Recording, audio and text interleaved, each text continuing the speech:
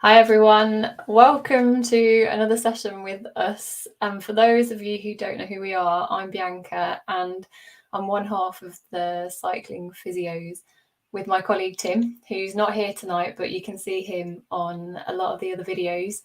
And tonight I'm really excited to be joined by Marco Pinotti because Marco has been very kindly hassled into doing this, and he's taken a little bit of time out of his busy schedule because it's still race season to do this Q&A with us. And I don't want to do Marco a disservice, so I'll let him fill you in on some of his background and his achievements. But you should know that he's currently the performance director for Team Bike Exchange, Jayco.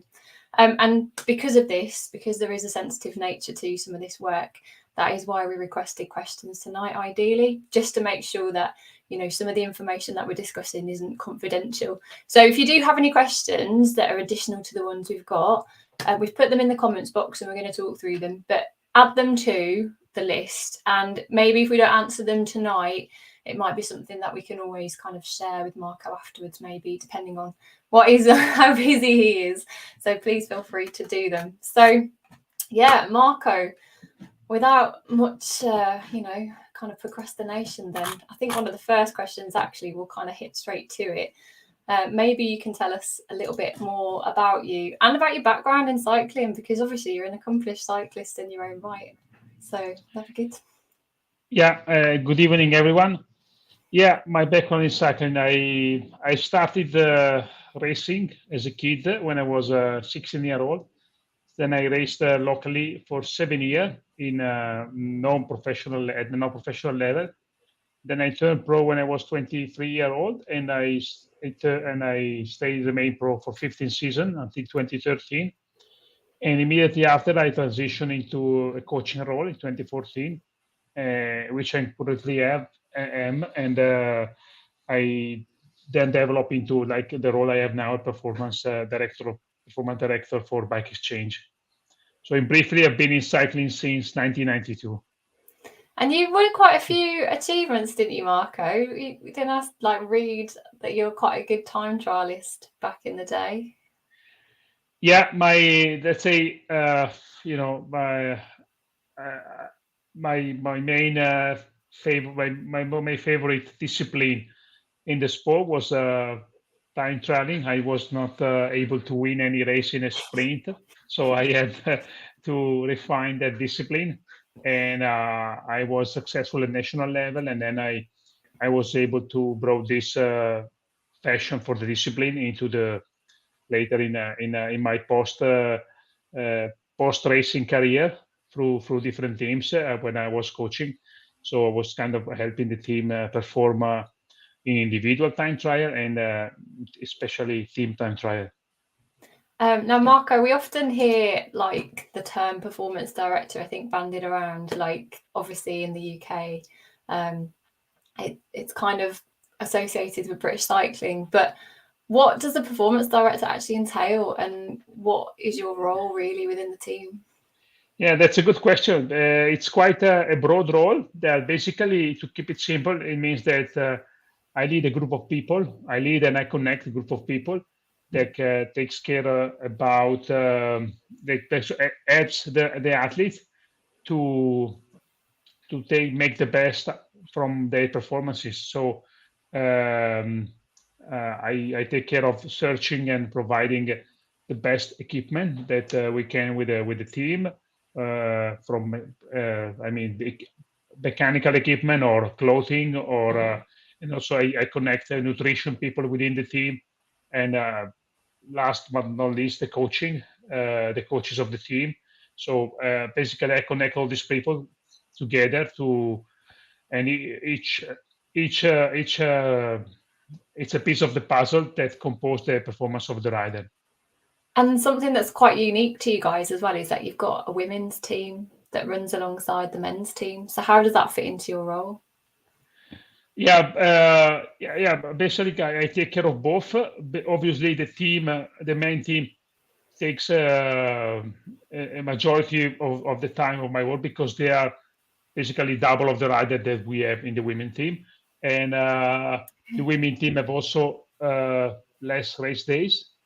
until this year, but it has been a very, very, I would say, fast development for the women's cycling, and I expect they will close the gap. They will close the gap in the next few years. Yeah, you said there've been a lot of races for the women this year as well. Yeah, this year they have basically the breakthrough has been the return of the Tour de France Féminine, which have brought a lot of interest into the sport. And then I expect, I think they had a good success through the media, and I expect it will keep if we keep growing, and then it will there will be a follow effect. So other races will try to follow that path to achieve the same success. And so yeah, slowly I think the women finally they are getting the attention they deserve. It's good to see. So I guess just bringing in your background a little bit more, how do you think your career as a cyclist has influenced your current role? And I guess I would say, do you think it's actually quite beneficial to have been a cyclist in a previous life to do the job you're doing? No, I think it's been very beneficial because yeah, from one side, I mean, because cycling is a simple sport for the person who doesn't follow. Basically it's everybody. The main event, a road race. You start. There's a number of kilometers, and then after a number of kilometers, there's a finish line, and whoever crosses the finish line first wins. But there are many factors involved between tactics. A lot of factors involved that if you don't race, you have very very little idea, or if any. And so I mean, the biggest advantage for me is that having raced a lot of racing, I have a good idea of what the race demands are, and what is the environment, and whatever I don't know, an idea or a new concept, or something to try comes up. I'm not say foresee, but I can imagine if this could have a role in the race, or in the development, or I don't know, because I know how it works. I know most what goes around the race, and then on the other side, it's not a disadvantage, but sometimes, especially at the beginning, you're very connected still with the people that you are leading. So maybe because when I started, I was young, and I was coaching, or I was interacting with the rider that has been racing together with me. So you need to do the touch emotionally from that part. You need to, you operate on another on a different level, and so you need to. They are not your peers anymore.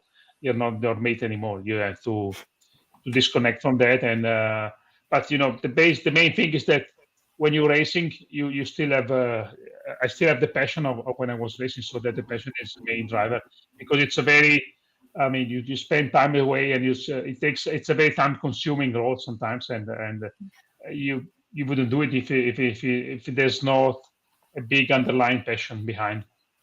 Do you think it's changed a lot over the last 5 years versus how quickly things changed when you were riding as well?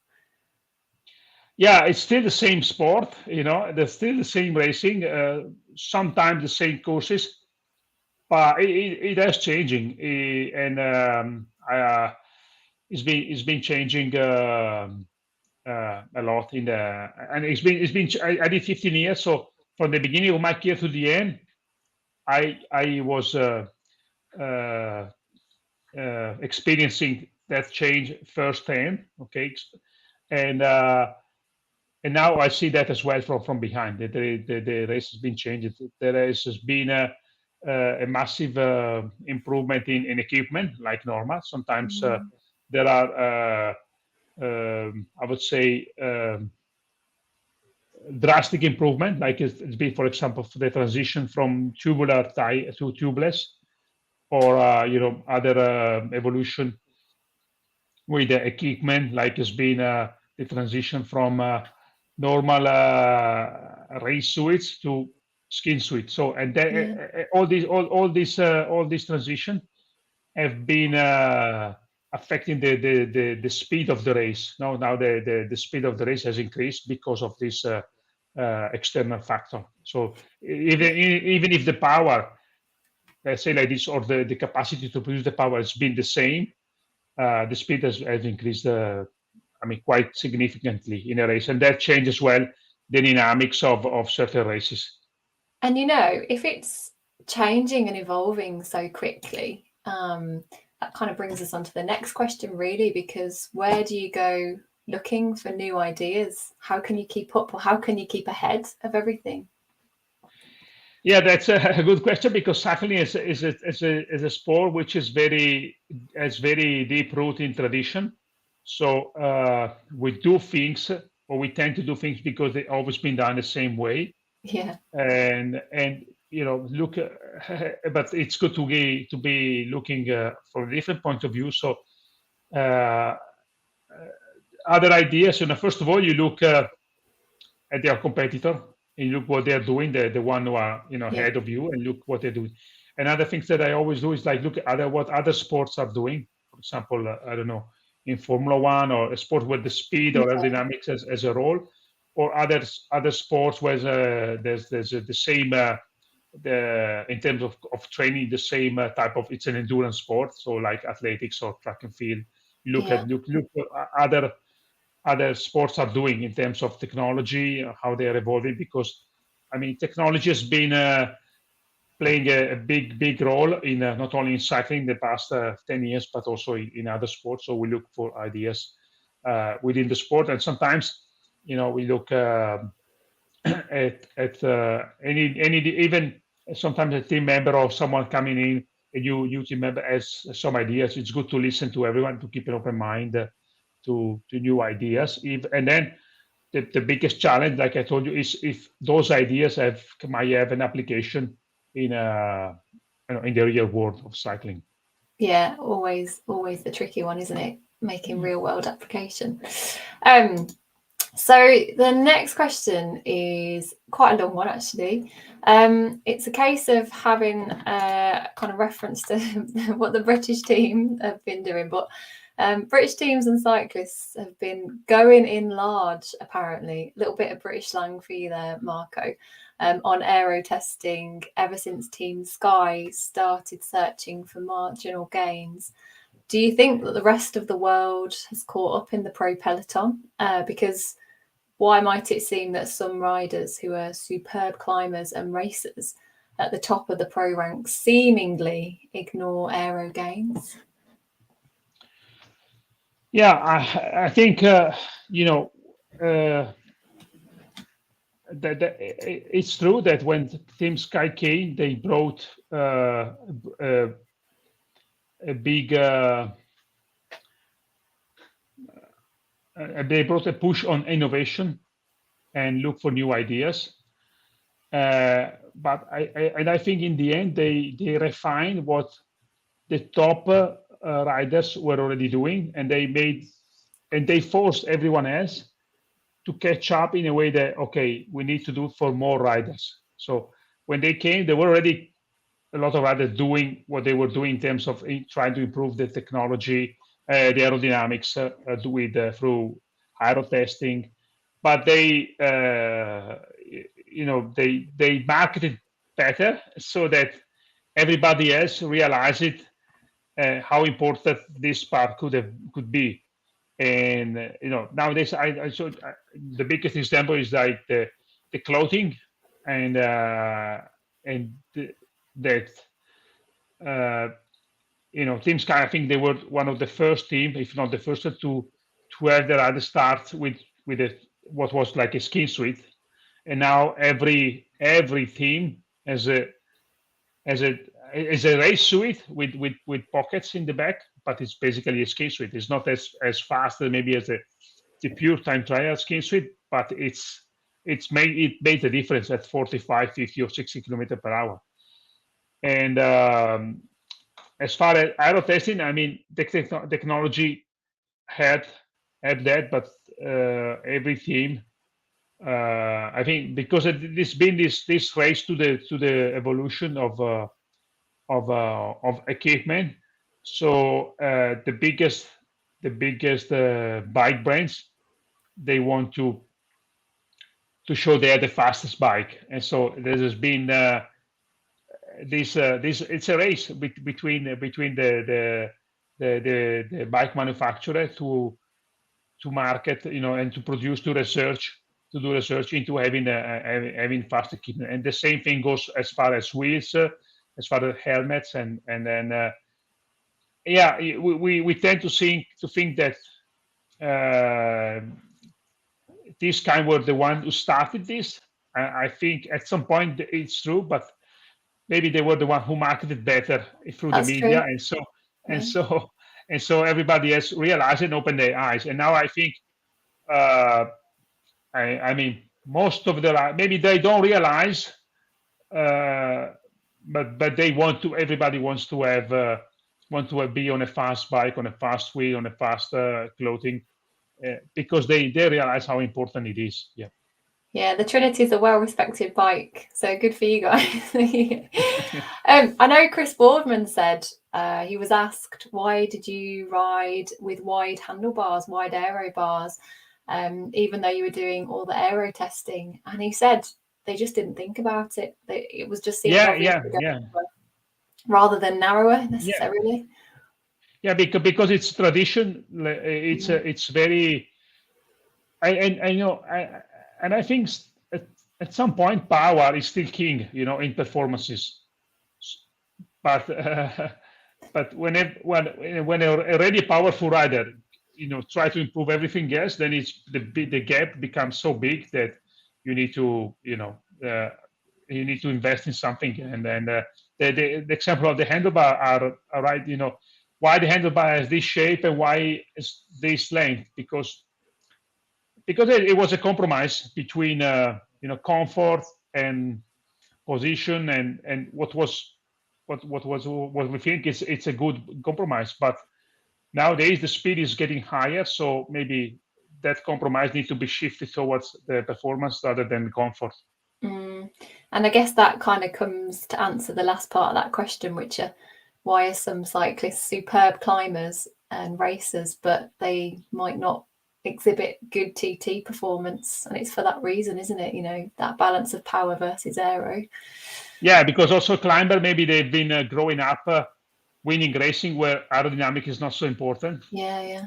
So they still think for them it's probably not as important. But when you turn pro and you have maybe you weigh maybe 56, 57 kilograms, you don't have so much power on the flat to catch up, or and then so at that point aerodynamics becomes very important for you if you want to arrive with still your capacity to develop the power to weight ratio that you are gifted with at the bottom of the final climb. Yeah. And I guess that brings us on to the next question, because some of your guys have had a really good season with their TTs. Simon being one, obviously in the Giro, but and Lawson. Why do you think that is? Yeah, I think it's been a good question because and it's been a good year, and the main thing is that it followed a year where the rider were not performing well in time trial, and the main reason is it starts with having confidence in the equipment, and then and then when the rider have the confidence that the equipment is starting with a time trial, is not, I'm not saying the best, but at least is making competitive with the other, with this competitor. Then it becomes they are able to give their best to the line. They give 100%. It's psychology. Because if you start already thinking, oh, I got an equipment which is 1 second a kilometer. I'm just putting the number slower than anyone else. How can I make up for that? Why is it worth doing that? So it starts with the improved equipment, and then that brings the confidence, and then brings also then more worthwhile applying the effort in training with equipment they have. So then it's snowball effect that brings a good results or good outcome. I mean, it is a time trial. They got the confidence because they did the training. They did the training because they're confident that so it's a snowball effect. While if they start thinking, this team has a better wheels or a better the overall package is faster than me. Why do I commit and spend time training? It's better I train on the mountain, because on the time trial I cannot. They think they are already started with a handicap which is difficult to close. Yeah, no, you're right, actually, because that's a lot of the feedback road cyclists give, is also having adequate time to train in position on the TT bike, because a lot of it's spent on the road bike. So yeah, it's because it's like I'm not saying it's a different discipline, but it is at some point, because it is different bikes. So you need to spend time on that position. It's not you do a wind tunnel test and then I am the fast position, and then you need to spend time, sometimes 20% of the time, 30% of the time, and it's a lot of time. It's not, most of the time is not the most comfortable position, or to train with. It's a pleasure to go riding 5 hours on a road bike. Doing 3 hours with intervals on a TT bike is not so pleasant, I would say. So you need commitment, and they do it, but when you do it, it pays off as well. So it's everything together, but it started with having the confidence in equipment. Probably not easy to transport your TT bike as well. Much easier to take a road bike with you, isn't it? Places. Yeah, exactly. How important do you think it is to consider aerodynamics in professional cycling now? Because you kind of mentioned, having good fast equipment, and alluded to this before, like many teams now, well, most teams are doing wind tunnel testing, etc. But how much of a role does that play, really? I mean, it's extremely important. 90% of energy, is spent overcoming aerodynamic air resistance, and the faster you go, the more important it is. And even if maybe the most the races are decided on the climb, but the climb is only a small proportion of a total race, and it's becoming very, very important. Sometimes people don't. Now there's been discussion in the peloton of the importance of having the motorbike too much in front of too close in the peloton, because when you go 40 km an hour, maybe having the motorbike in front 20 meters is enough, or as a small impact. But when you go 60 km an hour, maybe the motorbike should stay 40 or 50 meters in the front. And especially when you have 4 or 5 motor, and so that change of speed. And why would they go now 60 km an hour? Because they need less power than before to go at that speed, because equipment has been it's so well designed now that allows the rider to go as fast as they can. We see now breakaway are finishing more and more, because the energy to go out on the breakaway with 4 or 5 riders overall is not as massive. It's not as much. The energy required to survive is not as much as before to maintain a certain speed, because the speed because of the equipment, because of the improvement in equipment. So Bert Blocken's done a lot, hasn't he, on the motorbike? Have you read his stuff? Have you what? Bert Blocken. He's He's done a lot of stuff. So if even having the motorbike in the back helps at that speed, you're not going 20 km an hour, you're going 60 km an hour, and having a motorbike with a camera helps a lot. So that's something I think it will need to be reviewed by the lawmaker, for people who does the rule, to make sure that this external factor doesn't affect as much, because they have an influence in the race outcome if they are not properly, if they don't keep the same, they have an effect on the race outcomes. How do you go about optimizing the TT positions for your riders? Obviously, I know, but and I know that the social media accounts have shared some information on this. But for people who maybe don't know, what do you do? Yeah. So basically, first of all, you start with the rider that you have to work with, and ideally you want to select. If you, let's say, we decide, we need to improve our time trial results. So first thing that you look for is a strong rider. So you look at the history, and you look at the talent in that discipline. And then let's say, you are able to recruit that rider, and then you look at his results, and what it's been, how much effort is being putting on his training, or in his time trial.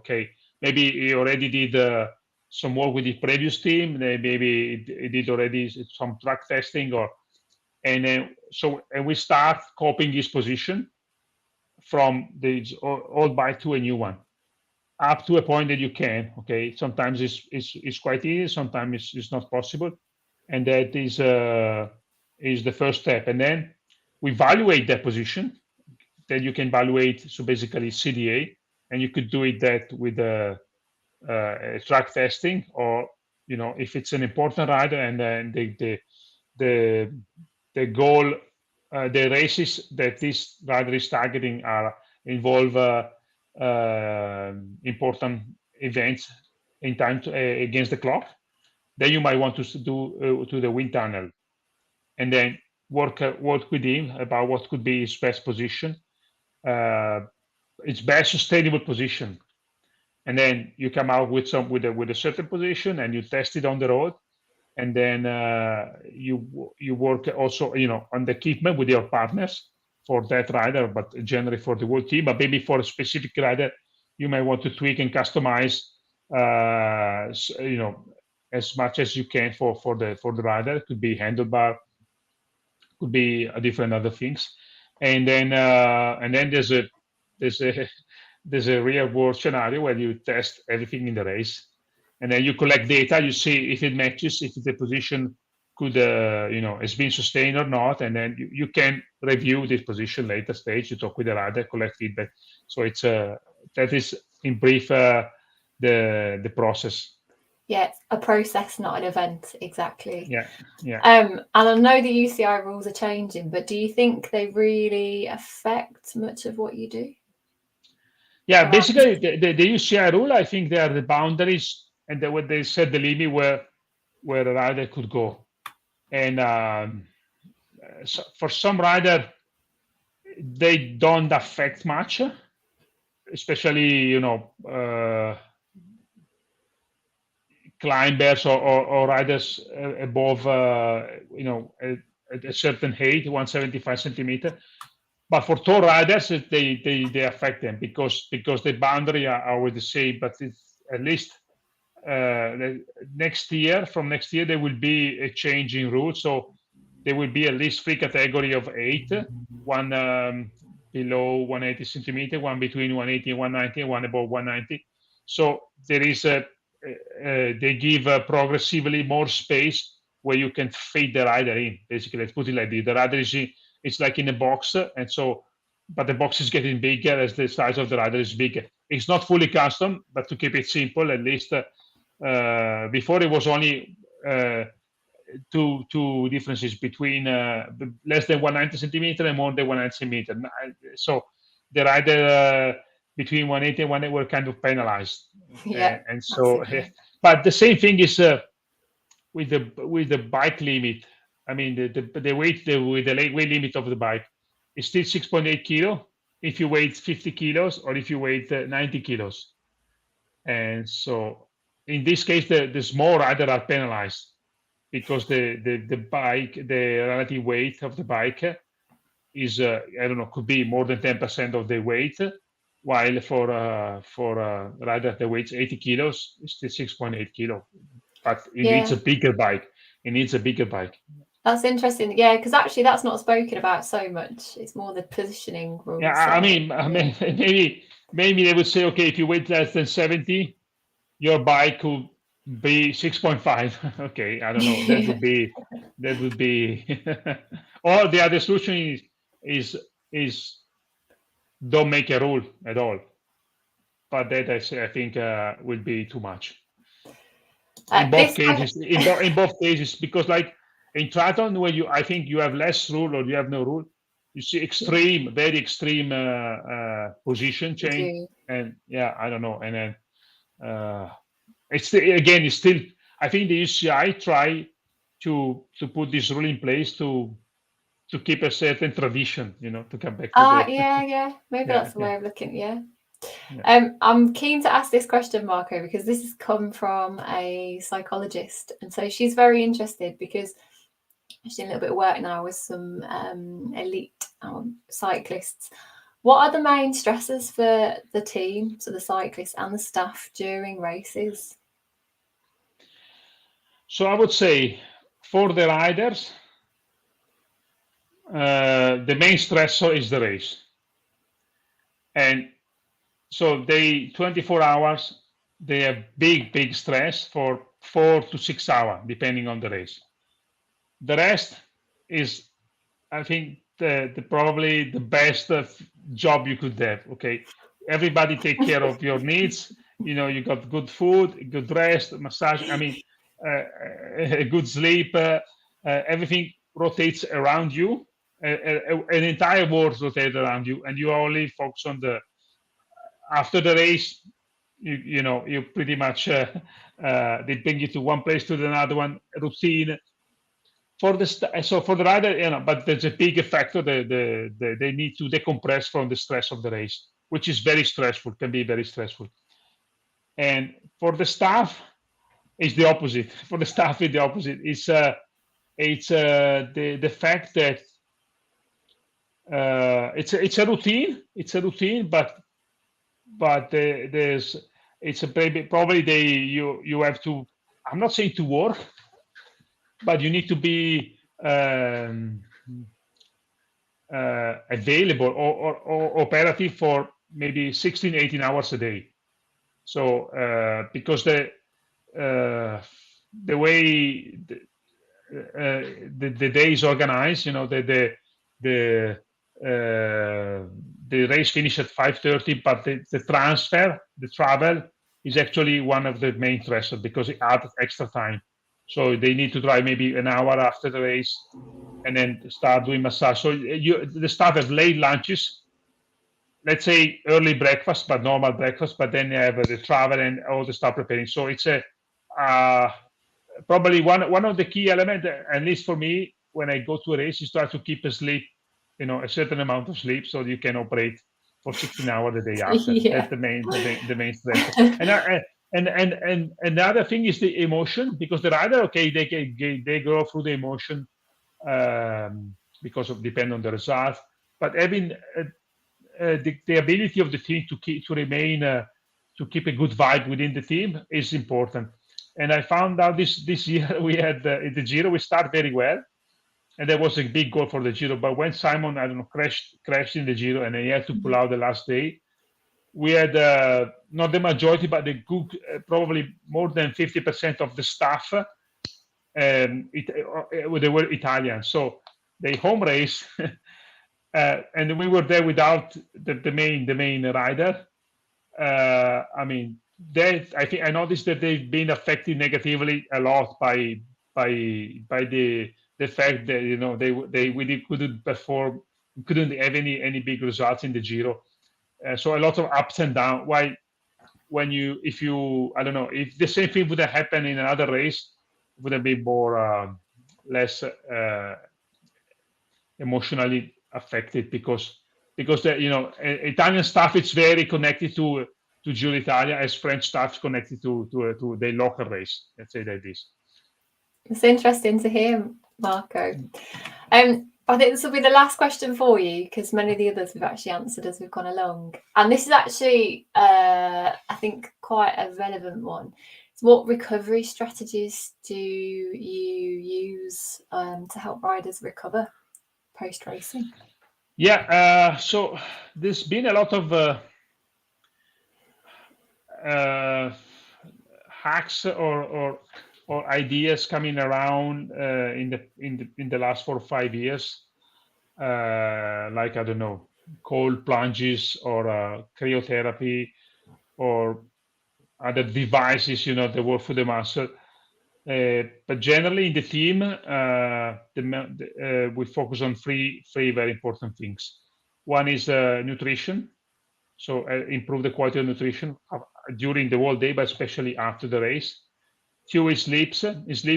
So we take care of maintaining a good sleep habits for the riders through I don't know, mattresses that goes every day, same mattresses or pillows Okay. with the riders. And number three is what I call is like physio treatment, which include massage and a normal physiotherapist treatment, which is simple things, but if done consistently and by good professional, I think they are more important than any other small hacks. Or another thing is in the very hot days, because this especially this summer, we tend to use cold plunges for after the very hot stages. It helps the rider really to cool off, and they get the feeling. Maybe it doesn't have an impact on their muscle because it's not an impact sport, but they give the feeling of being cooling off the body immediately quicker. And so that we use that, but it's not a common strategy, just for specific hot condition. Okay, interesting. Yeah, I think sleep's a really, really big topic of debate at the moment. So yeah, sleep is yeah, because massive. because if a rider sleeps, it means that it's not it's not bringing the race in the bed with him in his mind. And that's, I think, also recharge not only physically but also mentally for the day after. Yeah. Brilliant. Thank you so much for all of that, Marco. I think that pretty much is all of the questions answered. Is there anything else you think that you'd like to say as a parting comment, or do you feel like you've given too much away now? No, thanks for. I mean, I think there's so many. Cycling has changed a lot in the past 10 years, and I think it will continue to change, and it will continue to have further improvements through technology. And it's a good thing in general for the sport, and to stay on top of innovation. Brilliant, thank you. Thanks to those that are watching. I'm sure lots of you will be watching and catch up. And yeah, thank you so much, Marco. It's really interesting to get a bit of insight into things. Keep your eyes peeled, and we'll post some details of some more webinars that we'll have over the winter period. But for now, yeah, I should say ciao, shouldn't I really? But bye.